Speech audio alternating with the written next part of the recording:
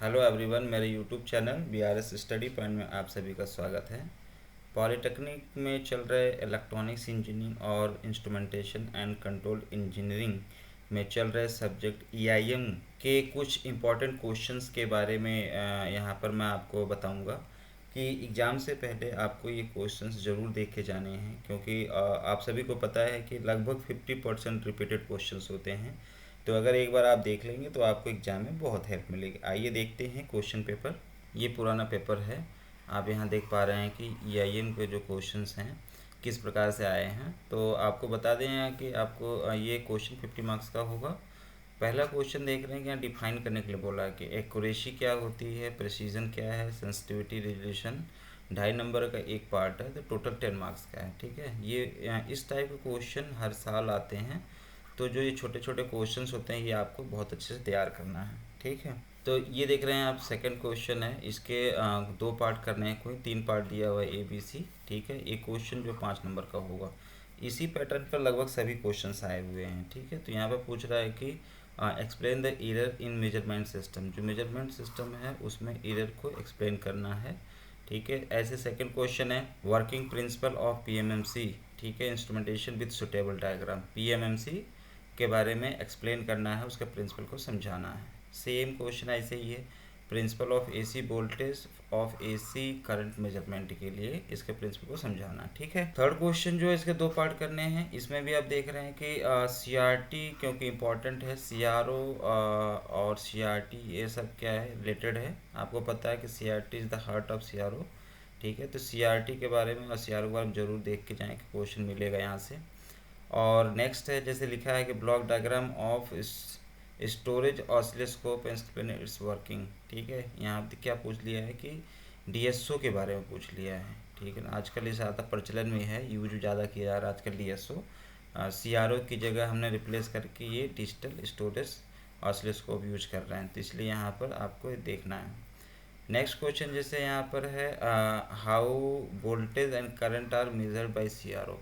तो CRO में lab में आपने कराया देखा होगा कि कैसे हम करंट को और वोल्टेज को मेजर करते हैं, तो उसके बारे में आपको क्या करना है, एक्सप्लेन करना है। ठीक है, इसी प्रकार से फोर्थ क्वेश्चन है, इसके भी दो पार्ट करने हैं, maximal inductions bridge and with the diagram. ठीक है, तो आपने देखा कुछ सर्किट हैं, तो यहाँ पे मैक्सवेल इंडक्टेंस से 4 टाइप सर्किट हैं, तो ये इसमें से आप एक बार जरूर देख लीजिए, डायग्राम बेसिक डिफरेंस है यहाँ पर।